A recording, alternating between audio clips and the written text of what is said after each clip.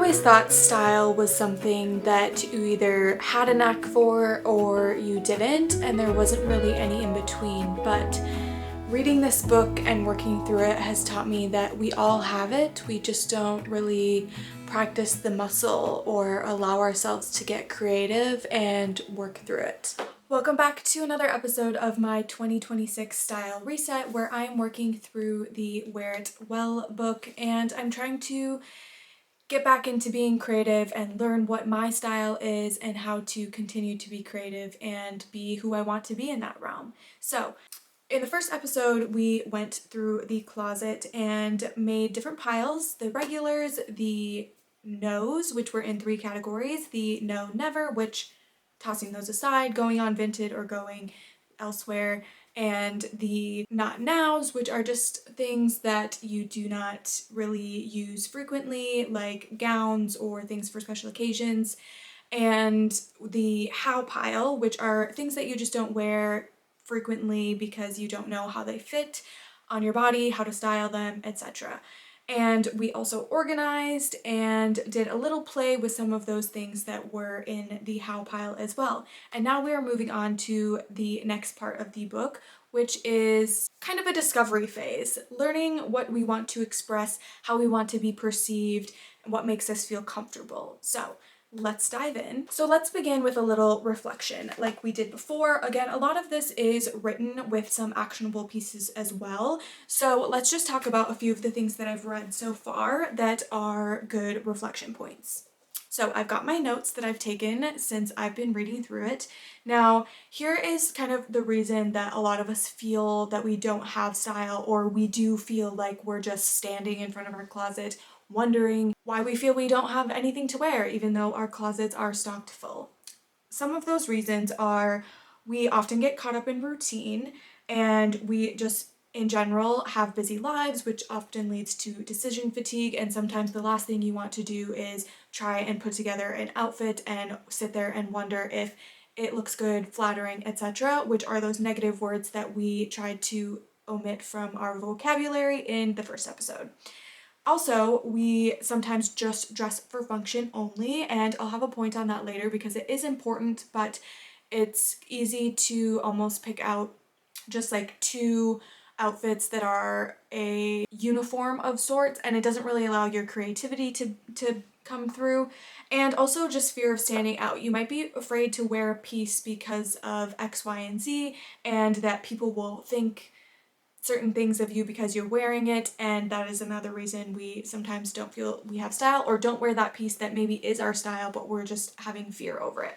However, the caveat to this is that by shifting your mindset kind of out of these and actually allowing your creativity to flow in this realm can really shift your mindset, because I can personally say, as someone that often lives in workout clothes and just comfy clothes in general because I work from home, that when I do like set the tone to get dressed, even if I am at home or if I am going out, there is kind of, I exude like a different confidence, or just I feel better about myself when I do get dressed and I feel proud of the outfit that I put together. It shifts your general mindset, and it also just gives you kind of an extra boost of confidence that you maybe didn't have otherwise. Now, the first actionable insight in this next part of the book is a meditation, and I'll just tell you kind of what that looks like. I did kind of do this on my own, and I'll give you a little brief of what I thought of. And the meditation is to basically sit away from your device and just relax, and you can use paper as well if you want, and you're really just going to like envision yourself in the future. It can be near future, it can be further in the future. You're basically like looking at yourself and how you want to present yourself.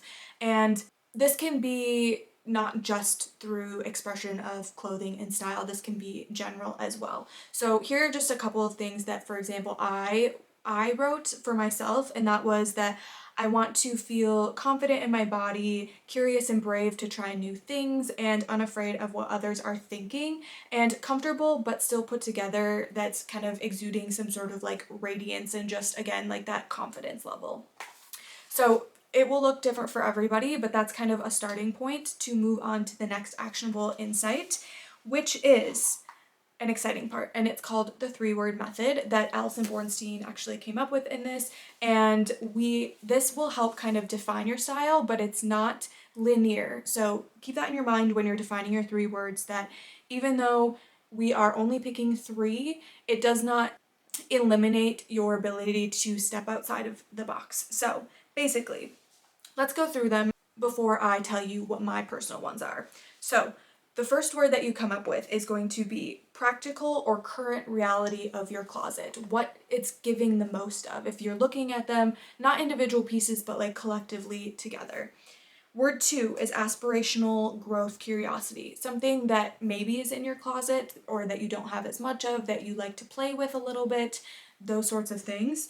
And word 3 is emotional, what you want to aim for. Again, kind of aspirational, but something that maybe you don't have, but something that comes up on your feed a lot, or you notice that you have interest in, but just don't put yourself out there into that category as much. Again, this isn't a limitation. This is just in general how you are showing off your style. Now, a couple of key like resources or helpful things when trying to find your 3 words. In this book, they have a word wheel. I'll put it here for you. Now, there's the general terms, which you can just use the general terms if you want. Otherwise, there's like the subwords in each category.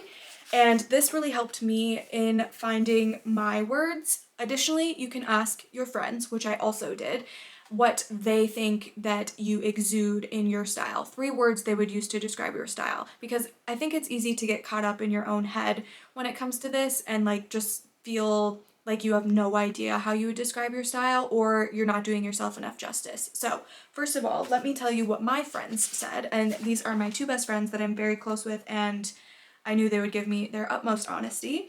They said classic, chic, bold colors, versatile, and sporty. Now, one other way that you can help kind of try to come up with some of this is, if you're a Pinterest user like me, I actually have had a style board forever, and looking through those and just kind of seeing what's often recurring, it can help you also hone in on these words, especially for aspirational things, if they're not things that you see coming up in your closet, but they are often pinned or things that you really like and would wear, you think. We'll come back to the Pinterest because it will also be helpful. So let me just tell you a little bit about the words that I came up with. So I did use the word wheel, I did reference my closet, and I did reference my friends' very kind words about my style as well. So my first word, again, this is practical, current reality of closet.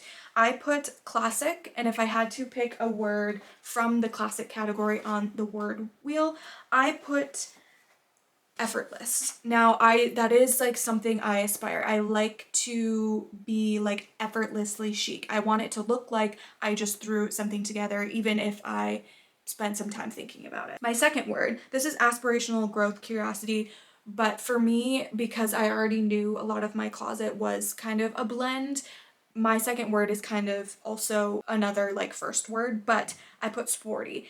And I couldn't hone in quite on one in this category. So I said casual and practical, and that's because I walk pretty much everywhere living in the UK. So I do need to be comfortable. It needs to make sense. It needs to be functional. So, you know, if I'm cycling, like I'm not wearing heels most likely, and I wear a lot of like sporty tennis shoes, and I do like to be comfortable if I'm out and about. So that's why I picked sporty.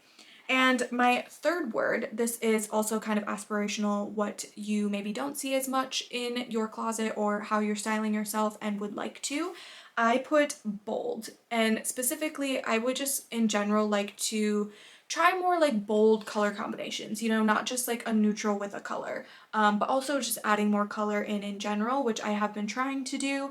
And additionally, playing with accessories, whether it be belts, neck scarves, jewelry, bags, etc. Even like a colorful sock, like that sort of stuff I'm definitely not well practiced in, especially jewelry. And so that is something I would like to do and just use more color in my everyday, because again, we're trying to use the color wheel pairing with whatever our color palette is. So I'm trying to find that and kind of use those colors. So once you have your words, again, this is not putting it into a box. This is just like generally how you like to style. And also when you have these 3 words, you can be all, when you're styling your clothes, you can be all one, or it helps you blend the two and use your closet a little bit more. I feel like it's easy to be like, okay, well today I'm sporty, so I'm wearing a sweatshirt and like some tracks or some joggers or whatever, and that is sporty. But by blending the two, you get more outfit opportunities, and that is what we're trying to achieve, is being more creative in mixing those. But again, if you like other things, you can filter those in as well.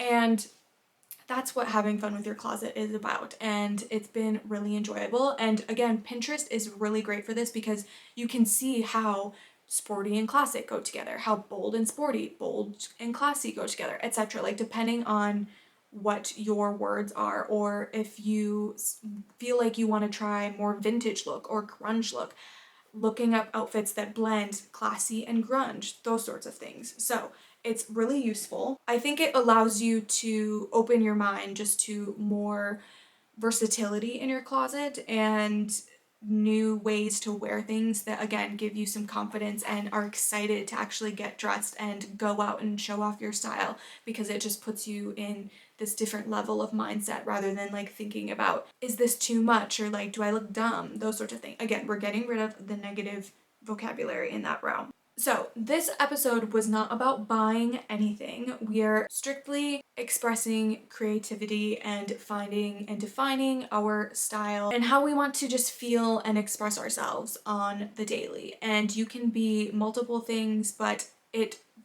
what the 3 words really help with is those days when you really just don't know, or you do have decision fatigue. You now have these 3 words to work with that give you a base to work around. And then when you're feeling extra creative, you just throw in that aspirational word or other words that you just want to try out and see how that style works on you.